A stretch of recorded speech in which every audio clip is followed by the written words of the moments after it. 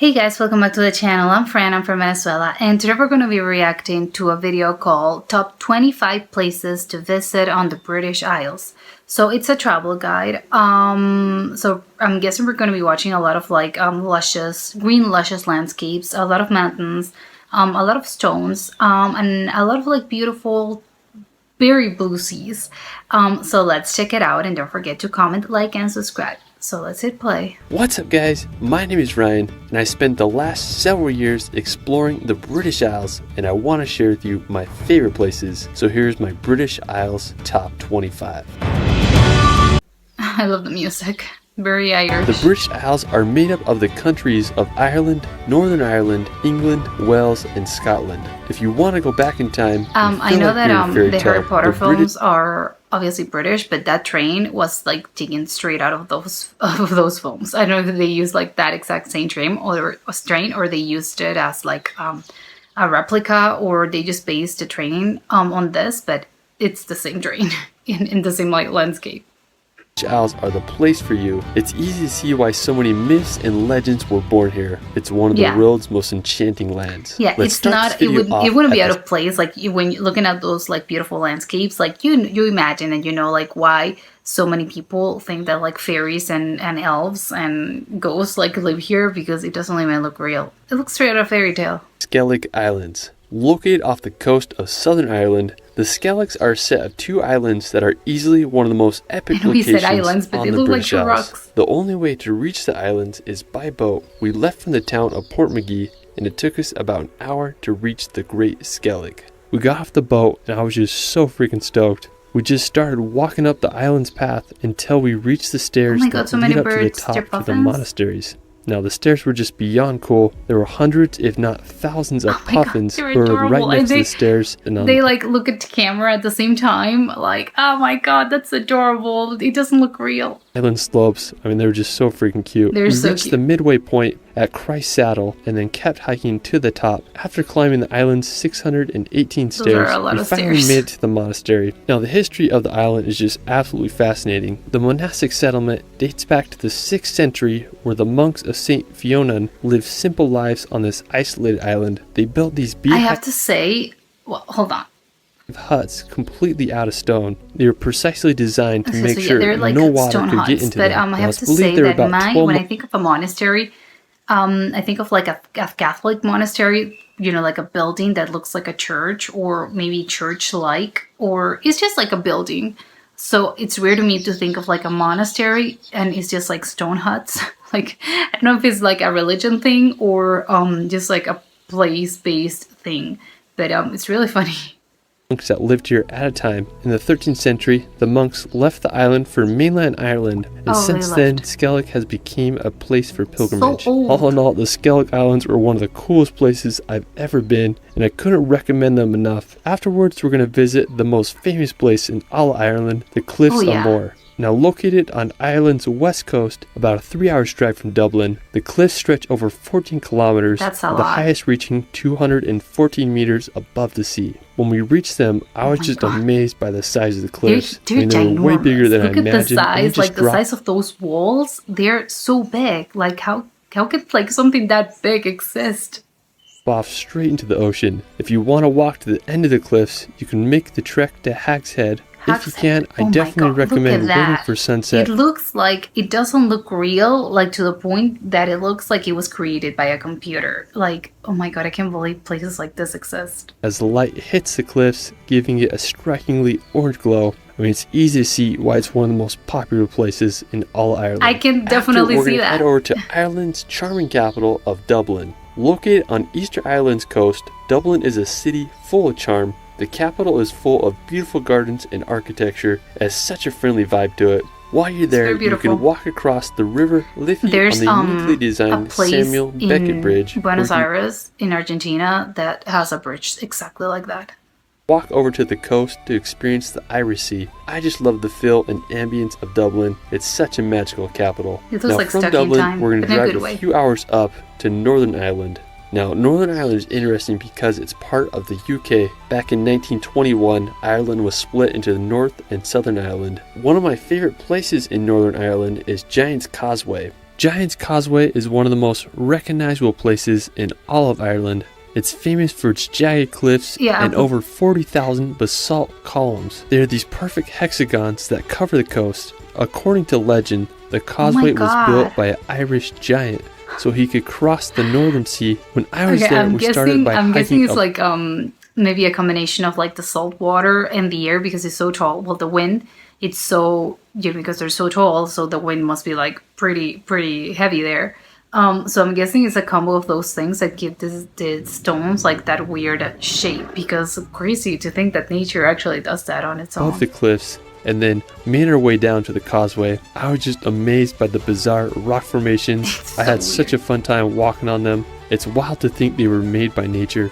Now while we're still in Northern Ireland, we're going to head over to Inner and Outer. It's a scenic bridge that crosses the sea over to this little island. I was just amazed by the watercolor there. I mean, it's just so blue, contrasted perfectly with the green. So green and so just blue. 20 minutes oh my from there, god, you look can visit at that! The dark like hedges. It's so stunning. Like, oh my god, why aren't people like flocking here?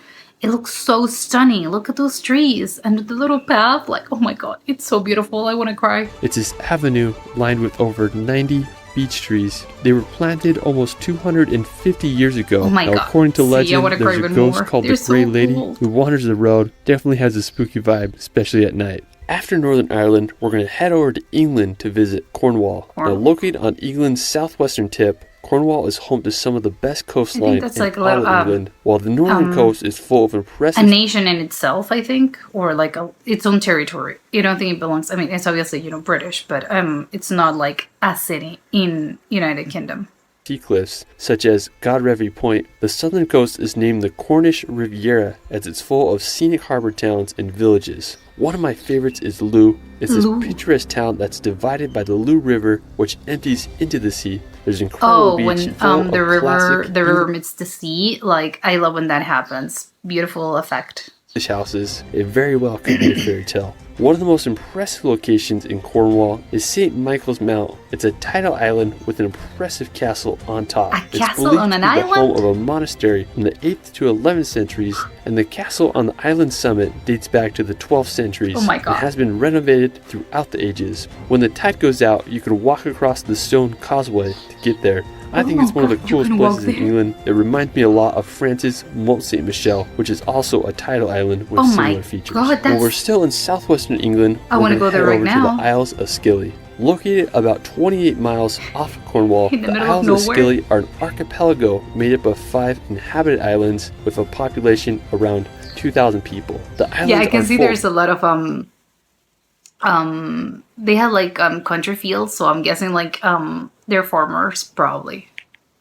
Crystal clear waters, historical sites, and rolling green hills. To reach the islands, you can take a 3-hour ferry from Penzance, or you can take a short plane ride. The islands truly are stunning. I'd love to get a boat and just sail around the islands in the summertime. Afterwards, we're going to head back to the mainland of England to visit possibly the most iconic city in the world, London. Now, I've traveled to London several times, and I have to say it's one of my favorite cities. Everything from double-decker buses to the energy of Piccadilly Circus make this city feel so alive. You can check out the iconic and you can see like how the difference between something so hectic as London and the ones in Cornwall and those little islands and Ireland, where it's just like very calm, very like peaceful, very nature-like, and here's like super hectic city.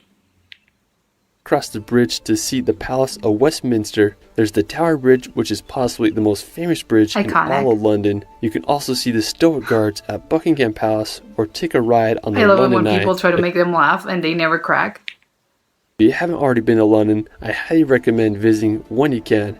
It's hard to beat the London atmosphere. There's just no city like it in the world. After, we're going to head back to the coast to visit the White Cliffs of Dover. Located about 2 hours drive from London, the White Cliffs of Dover are not only a beautiful scenic location, but also an intriguing historical site, especially regarding World War II history. Since the cliffs are Britain's closest point to continental Europe, being only 20 miles from France, during World War II, crossing from Dover was the primary route to Europe by boat or plane, so the White Cliffs were the first and last site of Britain. Is it like the salt water that makes them white? Because I love that, but I want to know why are they white?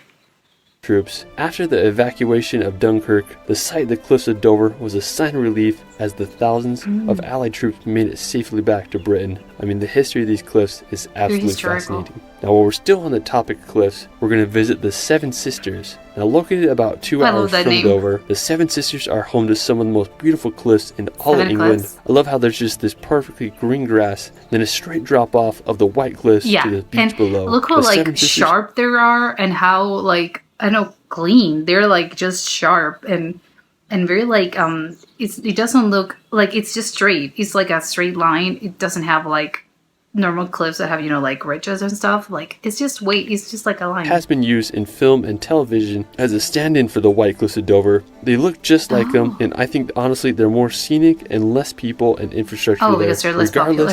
The Seven Sisters are an incredible coastline and a perfect place to stroll along the English coast. Now afterwards, we're going to visit the city of Brighton. Now located about 40 minutes from the Seven Sisters, Brighton is a beautiful resort town with a massive beach that lines the English Channel. One of the most interesting features is the Brighton Eye 360. It's a tower that rises up and offers an incredible view of Brighton. I love it. I don't know, I guess that it turns like very slowly, but it turns so you can like you know, like check the view, or maybe it doesn't, but some of those things like turn very slowly. About Brighton is its piers. There's the remains of the West Pier that was built in 1866 but was sadly burnt down in 2003. 1866? Like that's so old. I can't believe that they even have like the remnants of the structure. Like that's insane. There's the Brighton Palace Pier, which was established in 1899 and has an amusement park at the end. Now afterwards, we're going to head over to the Jurassic Coast. While you won't find any dinosaurs here, you might find some fossils on the beach. Oh, because they're from the Jurassic period, I'm guessing.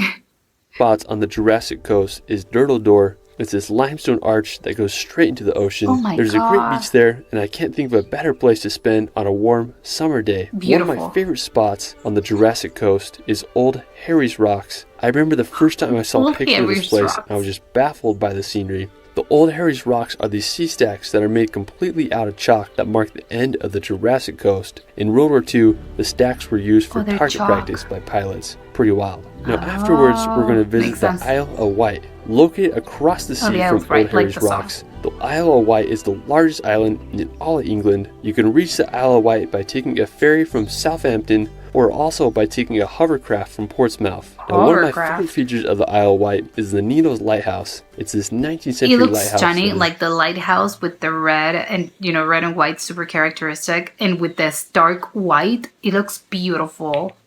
Built upon these chalk rocks that jet out of the sea. It's such a unique location, and I just love the white sea cliffs. Imagine like the people, or at least like, I don't know if they were couples, or I don't know if they were couples, but at least like the person that had to like live in the lighthouse.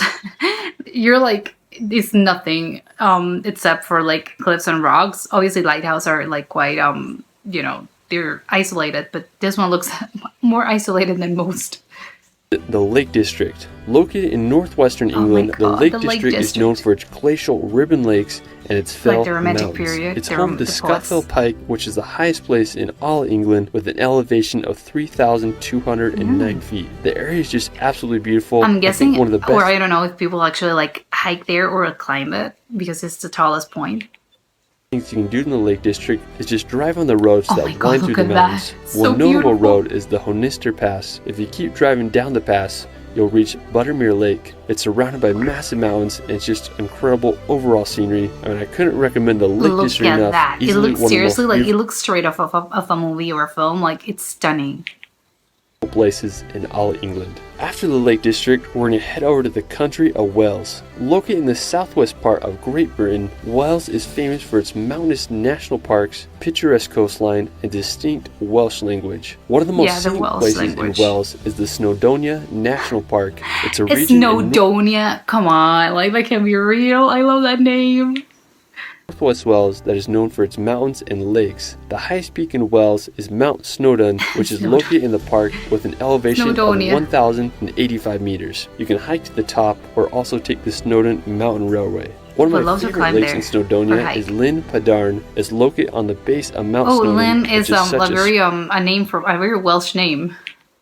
Marine area. Now, if you want to explore some of Wales' coastline, The Lynn Peninsula offers some scenic locations. I really like the area around the Inner Mountain. It's a beautiful coast coupled with green farmland and has a backdrop of impressive peaks. Afterwards, we're going to head up to Scotland to visit Edinburgh. If you want to go back in time, Edinburgh is a must. When I started traveling, this was one of the first cities I ever visited. It's a medieval old town with intricate neoclassical buildings and cobblestone streets. The iconic Edinburgh Castle overlooks the city. It's one of the oldest fortified places in all of Europe. Now, while we're still in Edinburgh... It looks like so big, actually. Like, it's so like, how did they build that?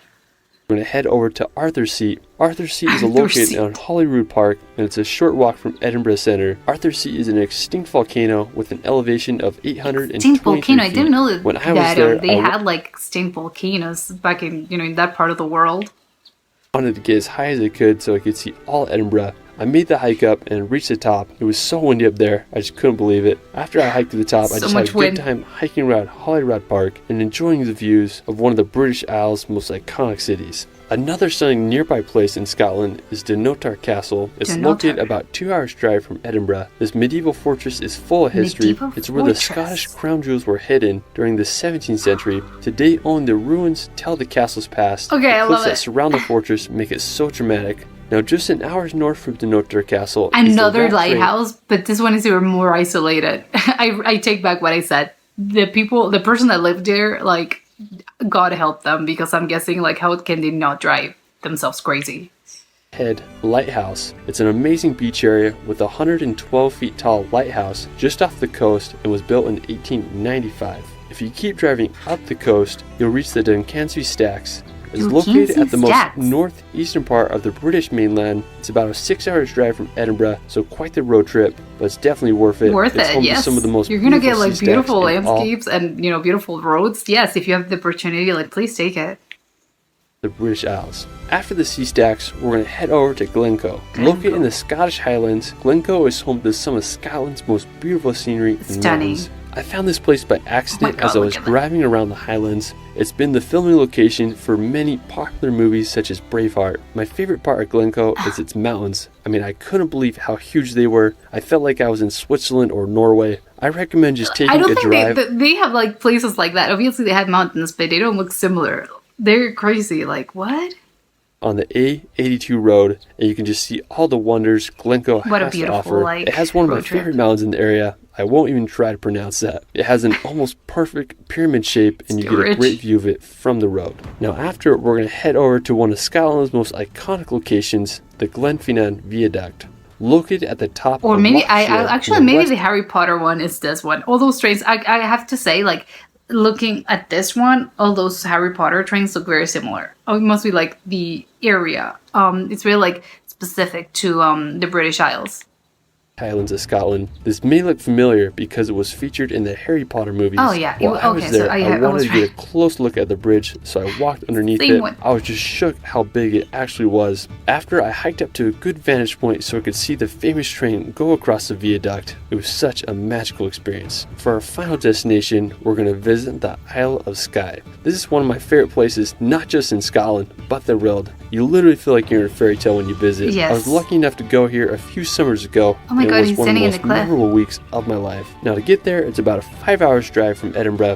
One of the most impressive places on the Isle of Skye is the Old Man of Storr. It's one of my all-time favorite rock formations. I felt like I was on the set of Game of Thrones. When you drive to the store, you can see in the distance and just gets you so pumped. Now to get to the Old Man of Storr, it's about a 4-kilometer hike. You'll walk through some conservation gates and you'll reach the infamous rock pinnacles. I went for sunrise and sunset, and both occasions were breathtaking. So the legend of the Old Man of Storr is supposedly a giant lived here a long time ago. I love the fact that every legend, it involves giants, because obviously I get it, like it's very like they're ginormous structures, so every legend it has to do with giants.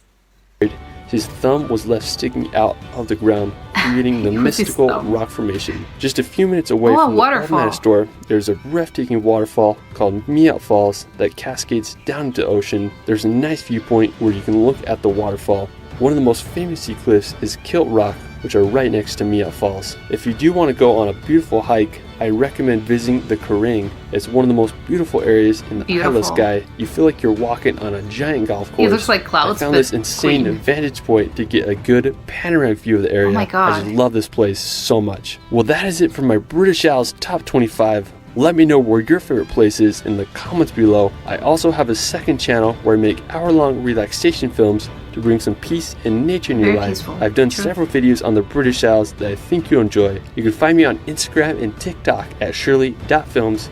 It's Ryan, and we will see you later. I have to say, I don't know, everything looks so pretty. I don't know which one I would choose to go, but I want to go to all of them. Cornwall looks beautiful. Edinburgh also looks beautiful. I don't know, I wouldn't even know what to say which one was my favorite because everything looks so beautiful.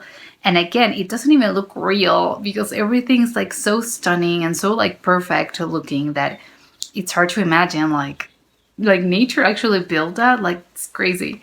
But this was great, and I hope you enjoyed it as much as I did, and I'll see you soon. Bye.